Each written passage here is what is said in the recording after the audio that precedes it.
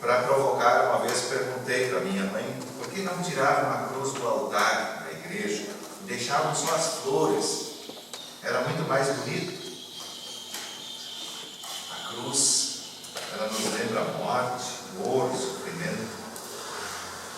E então ela deu essa explicação.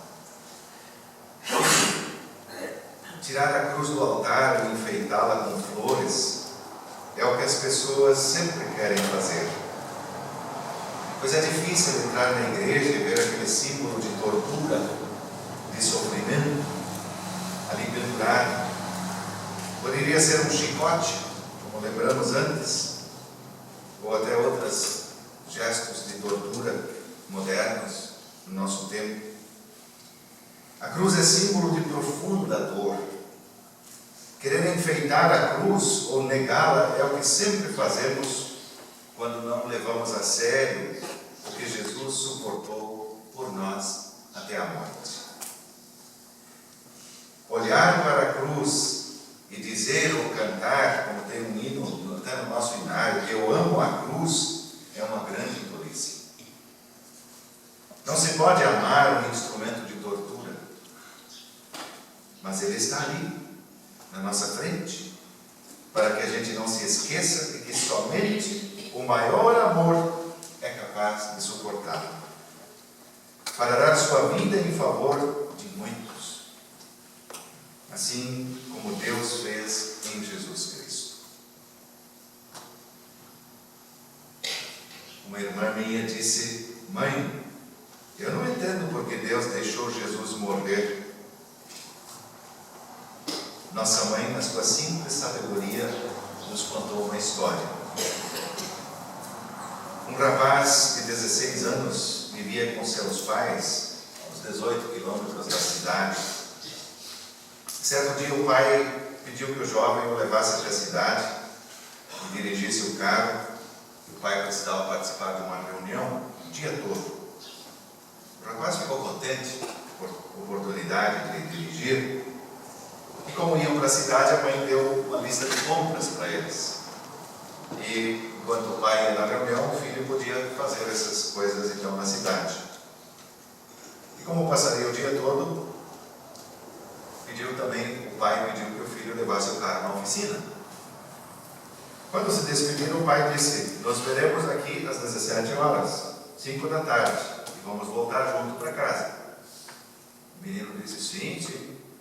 Depois de cumprir suas tarefas, o jovem foi para o cinema, distraiu-se por lá e perdeu a hora. Correu até a oficina, pegou o carro e foi ao encontro do pai. Já se passava mais de hora do horário combinado. Então o pai perguntou: por que você chegou tão tarde? E o moço respondeu que o carro não tinha ficado pronto e que ele teve que esperar os mecânicos aprontar o carro. O que ele não sabia é que seu pai tinha ligado para a oficina e sabia que o carro estava pronto. Ao perceber que o filho não conseguiu lhe dizer a verdade e mentiu, o pai disse: algo não está certo no modo como eu tenho te criado. O jeito que eu te eduquei tem falhas, pois não tivesse coragem de me dizer a verdade. E eu vou refletir agora o que eu fiz errado contigo. E vou caminhar os 18 quilômetros para casa, até a nossa casa, para pensar sobre isso. O menino disse: não, pai, não. E ele saiu caminhando pela estrada empoeirada, cheia de pedras, de buracos, noite adentro. E o rapaz não pôde deixar o pai sozinho, vendo-o sofrer por causa da sua estupidez. Guiou e foi acompanhando por todo esse tempo ao lado do pai com o carro, até chegar em casa. E a partir daí, o moço decidiu que não iria mais mentir. E por muitos e muitos anos, essa atitude do seu pai não lhe saía da cabeça. Queridos irmãos e irmãs, foi isso que Deus fez em Cristo também por nós. Ele sofreu e sofre ainda hoje, por causa das nossas inconsequências, das nossas mentiras, das nossas desculpas, do nosso egoísmo, da nossa falta de coragem, da nossa ingratidão, da nossa sede de ser Deus ou de construir tantos pequenos deuses ao nosso redor que se tornam bem mais importantes do que a vida de fé. Ao ver a cruz, Deus quer que nós possamos ser transformados. Quando nós vimos a encenação, a cruz foi iluminada, mas lá permanecem as palavras que nos condenam e pelas quais Jesus foi morto. Ele não faz isso com ameaças, com castigo, não. Ele nos constrange.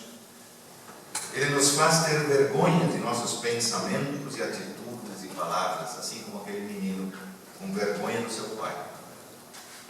Deus nos constrange com seu amor, mas Ele espera mudanças, assim como aquele pai esperou a mudança do seu filho dali para adiante.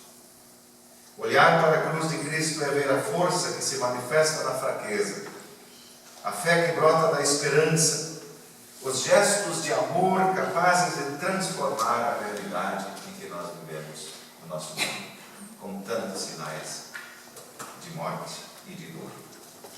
Mas a cruz nos enche de esperança. A vida em Cristo vence